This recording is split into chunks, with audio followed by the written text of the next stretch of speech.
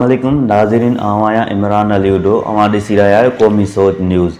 अॼु जो जेको असांजो प्रोग्राम आहे उन में गॾु आहे हिकु निजी टीवी जा एंकर पर्सन ऐं कालम निगार अब्दुल वहीद मेमन साहब। अॼु असांजो जेको मौज़ू आहे तहरीक इंसाफ़ जी तहरीक हाइब्रिड ऐं निज़ाम ऐं जमहूरियत जा चैंपियन पार्टियूं। अब्दुल वहीद मेमन साहब, तव्हां कीअं था ॾिसो पाकिस्तान जे सियासत खे? हिन वक़्तु तहरीक इंसाफ़ इमरान ख़ान खे आज़ादु करण लाइ तहरीक जो ऐलान कयो वियो आहे। छा उन तहरीक जी लीड इमरान ख़ान जा पुट कंदा? छा तव्हां हिन तहरीक खे कामयाबी तरफ़ ॾिसी सघो था? सही था चओ त हाइब्रिड निज़ाम ऐं जेकी इमरान ख़ान जी तहरीक आहे उहे बि ईअं थींदो आहे त इमरान जेकॾहिं नवाज़ असां पुराणी तारीख़ में था हलिया वञूं त भुट्टे साहिब जी तहरीक मोहतरमा नुसरत भुट्टो हलाई हुई। जॾहिं भुट्टो साहिब खे जेल में ज़िया जे दौर में जेल में रखियो वियो तॾहिं जेको आहे इहो तहरीक नुसरत भुट्टो हलाई हुई ऐं उन सां गॾु बेनज़ीर भुट्टो बि पंहिंजी उन सां गॾु शामिलु हुई, पंहिंजनि ई हलाई। वरी जॾहिं असां नवाज़ शरीफ़ खे था ॾिसूं, मुशरफ दौर में जॾहिं नवाज़ शरीफ़ ते हाईजेक जहाज़ जो केस लॻो हुयो तॾहिं वरी कलसूम नवाज़ उनजी वाइफ जेको आहे नवाज़ शरीफ़ जी कलसूम नवाज़ तहरीक हलाई ऐं कामयाबु तहरीक वई। ऐं उनखां पोइ वरी हाणे जेको आहे इनखे वरी ॿियो रंग इमरान ख़ान तहरीक इंसाफ़ पार्टियूं ॾींदियूं रहियूं त हीअ मारूफ़ सियासत आहे ऐं इमरान ख़ान आयो बि इन हुन ते त करप्शन ऐं मारूफ़ सियासत हली रही आहे ऐं मां जेको आहे इहो इन खां पाकिस्तान खे आज़ादु कराईंदुमि, आवाम खे आज़ादु कराईंदुमि। पर हाणे हिन वक़्तु इमरान ख़ान जे मथां आग आई आहे ऐं ॾिसूं था त जेकॾहिं असां हुनजी औलाद खे ॾिसूं था उहे लीड कंदा अॻिते। पार्टी त तितर बितर आहे हिन वक़्तु, पार्टीअ में को बि अहिड़ो शख़्स कोन आहे जो हुनखे तहरीक खे लीड करे। तहरीक पहिरीं ॻाल्हि त इहा तहरीक इंसाफ़ जी तहरीक जेको आहे इहो शुरू खां वठी हली रही आहे, अॼु जी तहरीक कोन्हे का। केतिरा ई ऐलान कया आहिनि, फाइनल कॉल बि ॾिनियूं हुयूं।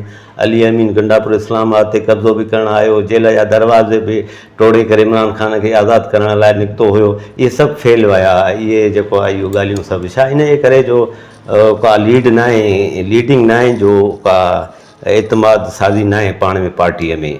ऐं ॿी ॻाल्हि इहा त हुन जा पुट हिन वक़्तु बरतानी शहरी आहिनि, पाकिस्तानी शहरी न आहिनि। उन्हनि खे वठणी पवंदी पाकिस्तान जी। इमरान ख़ान जी औलाद त आहिनि पर उन्हनि खे पाकिस्तानी शहरियत न आहे। ॾिसूं त हाणे उहे पाकिस्तानी शहरियत वठनि था, अचनि था ऐं जेकॾहिं उहे अचनि था पार्टीअ खे लीड कनि था त छा हुननि जो मौक़िफ़ जो इसराइल ते छा हूंदो ऐं हुननि जो मौक़िफ़ जेको आहे इहो अमेरिका जे हवाले सां छा हूंदो ऐं ईरान जी जंग ऐं जेको आहे इहो इसराइल सां ऐं इसराइल जी जेकी जारियत आहे इन फ़लस्तीन ते उन ते जेको आहे उन्हनि जो पुटनि जो रवैयो छा हूंदो इसराइल जे तरफ़ खां। त मूंखे नथो लॻे त हू पाकिस्तान जी सियासत में अची करे लीड कंदा, उहे ईंदा कोन हिकु त। ऐं ॿियो त हीअ जेको बि तहरीक इंसाफ़ जो ऐलान थियल आहे त इहा तहरीक अॻ में ठुस थियल आहे ऐं अॻिते बि कामयाबी तरफ़ असां हिनखे ॾिसी कोन था सघूं।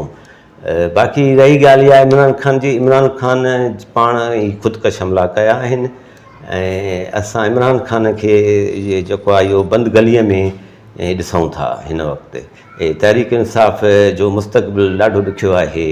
छाहे जो हुन जेके बि ब्लेंडर कया आहिनि उहे पाण कया आहिनि ब्लेंडर। 9 मई कॾहिं बि कंहिं बि पार्टीअ ज़ुल्फ़िकार अली भुट्टो, शहीद ज़ुल्फ़िकार अली भुट्टो खे जॾहिं फांसी ॾिनी वई तॾहिं बि 9 मई जा वाक़िआ न थिया, कॾहिं बि आर्मी इंस्टॉलेशन ते हमला न कया विया हुआ। ऐं जेको आहे हीअ पहिरीं पार्टी आहे जेका माना हिन वक़्त ताईं अञा ताईं जेको आहे इहो पाकिस्तान जी सालत सां खेॾी रही आहे।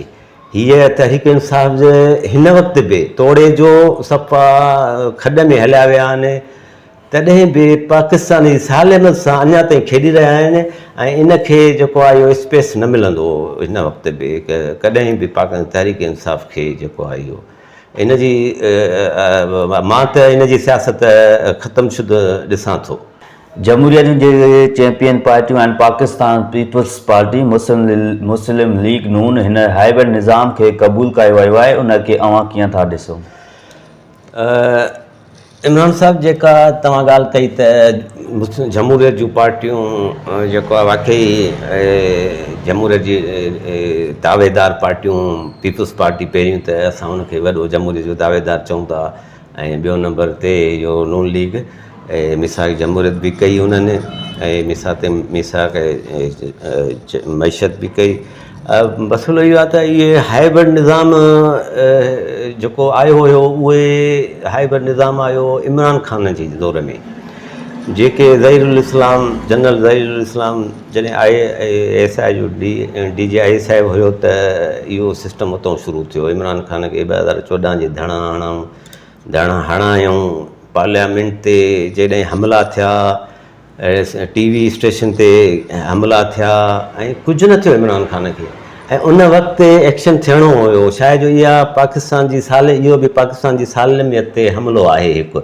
ऐं उन वक़्तु हिन खे खुले आम आज़ादी, जीअं असां बकरीअ खे चऊं त वाह हाणे ज़मीन ते पियो जेको आहे खा, हिन खे बि ईअं आज़ादी हुई त बाबा जीअं वणे तीअं करे पार्लियामेंट ते हमिलो करे, PTV ते हमिलो करे ऐं जेको आहे सुप्रीम कोर्ट ते सलवारियूं टंगे, तोखे को न चवंदो, तूं बसि आज़ादु आहे। इहा हिन खे आज़ादी मिलियल हुई।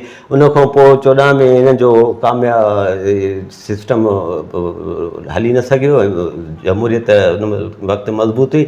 वरी जॾहिं इमरान ख़ान खे 2018 में आंदो वियो RTS जे ज़रिए, तॾहिं हाइब्रिड निज़ाम शुरू थियो। तॾहिं सियासी पार्टियुनि जा जेके बि उहिदेदार हुया, नवाज़ शरीफ़ जे पार्टीअ जा, शाहिद खाक़ान अब्बासी, नवाज़ शरीफ़, मरियम नवाज़, हनीफ़ अब्बासी, जेको आहे इहो सैद रफ़ीक, ख्वाजा आसिफ़, इलाही मतिलबु त कंहिंजा नाला खणूं। पीपल्स पार्टी आसिफ़ अली ज़रदारी, फरियाल टारपुल, शर्जील इनाम मेमून साहिबु, ऐं उन खां पोइ सिराज दुरानी, मतिलबु त सॼी ॿिन्ही पासनि पार्टियूं जेको आहे जेलनि में हुयूं अंदरि। ऐं हीउ अकेलो जेको आहे इहो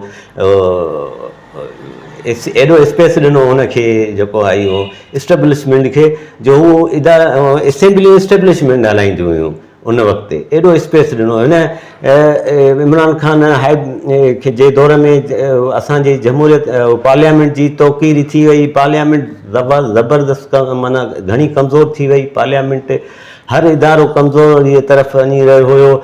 ऐं जेको आहे इमरान ख़ान खे जॾहिं बजट पास करण जी ज़रूरत पवंदी, तॾहिं बि जेको आहे इहो इस्टेब्लिशमेंट खे चवंदी त भाउ मूंखे वोट वठी ॾियो। हुन एॾो स्पेस ॾिनो इस्टेब्लिशमेंट खे सियासत में, जो कॾहिं नवाज़ शरीफ़ या पीपल्स पार्टीअ कॾहिं बि एतिरो स्पेस न ॾिनो इस्टेब्लिशमेंट खे सियासत में, जेतिरो हिन जेको आहे इहो इमरान ख़ान तहरीक इंसाफ़ स्पेस ॾिनो हुनखे इस्टेब्लिशमेंट खे। ऐं ॾिसो तव्हां, हिकु दफ़ो इलेक्शन थी सेनेट जी, तॾहिं 34 मेंबर हुया असेंबलीअ में हुननि जा तहरीक इंसाफ़ जा, ऐं 64 मेंबर हुया अपोज़िशन जा। त जॾहिं हासिल बज़ल खे कैंडिडेट चूंडियो वियो अपोज़िशन जे तरफ़ां, त 34 मेंबरनि वारा खटी विया। इन जे करे जो उन्हनि खे इस्टेब्लिशमेंट जी आशीर्वाद सां उन्हनि खे वोट ॾियाराया विया हुआ। ऐं अलाए केतिरा मेंबर फेराए करे इन्हनि खे, ऐं मिठाइयूं पिया खाइनि उन वक़्तु तहरीक इंसाफ़ वारा। इहो इन खां पोइ जॾहिं हाणे निज़ाम तब्दील थियो, उहो बि ॾिसो न तव्हां त जॾहिं मुल्क हथनि मां निकिरे पियो, जॾहिं मुल्क खे श्रीलंका बणाए पियो वञे, जॾहिं मुल्क खे डिफॉल्ट जी तरफ़ धिकियो वियो, जॾहिं सफ़ा असां हिकु त एटमी मुल्क आहियूं। इमरान साहिबु, असां हिकु एटमी मुल्क आहियूं। एटमी मुल्क जो डिफॉल्ट हुजणु वॾो नुक़सानकार साबित थिया।